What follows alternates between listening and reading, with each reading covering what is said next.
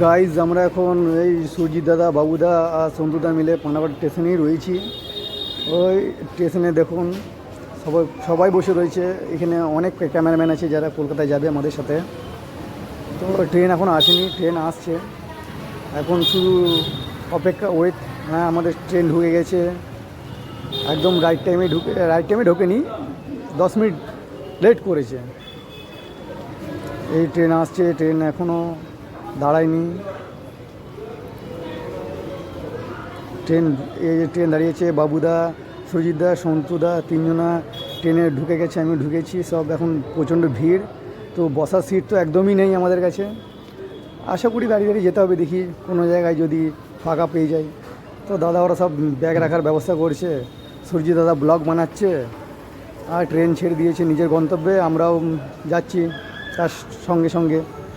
আমাদের গন্তব্য হচ্ছে হাওড়া, নেতাজি ইন্দোর স্টেডিয়াম।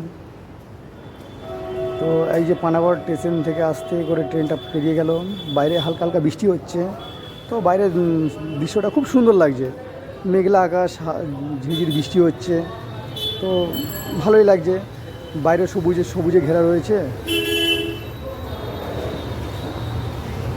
বাইরে প্রচণ্ড বৃষ্টি হচ্ছে, প্রচণ্ড বলে দূরে প্রচণ্ড হচ্ছে, আমাদের এখানে হালকা মোটামুটি হচ্ছে।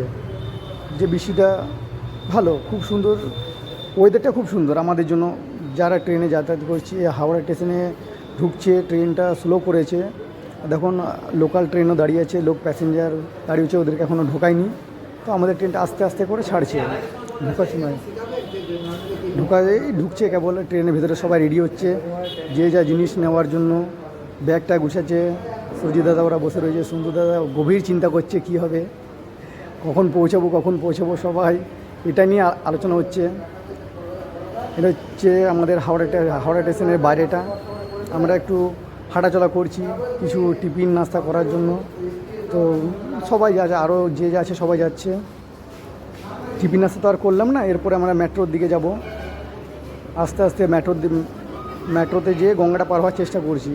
নতুন তো জানি না এখনও, যে ফার্স্ট টাইম মেট্রোতে কলকাতা মেট্রোতে ফার্স্ট টাইম যে গঙ্গা পার হওয়া যায় সেটা জানতাম না।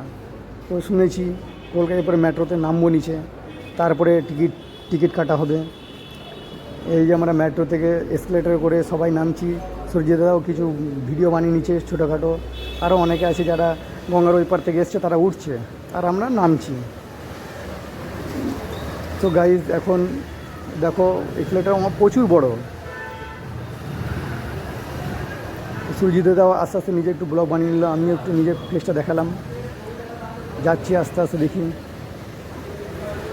এই এখন মেট্রোর নিচে এসকেলেটর থেকে নেমে গেছি আমরা, নেমে টিকিট কাউন্টারে খোঁজাখুঁজি হচ্ছে। আর সন্তুদার সব সূর্যিতদার লাইনে দাঁড়িয়েছে, আর সন্তুদার খিদে পেয়েছে। সন্তুদা কিন্তু বিস্কুট আনতে গেছে, দেখি কখন বিস্কুট নিয়ে আসে।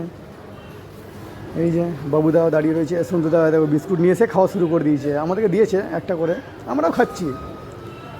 সকালের নাস্তা তো কিছু হয়নি, তাই ভাবলাম যে বিস্কুটটা খেয়ে যদি পার করা যায়। এখন বাবুঘাট, আমরা দাঁড়িয়ে রয়েছি বাবুঘাটে যাওয়ার উদ্দেশ্য করে।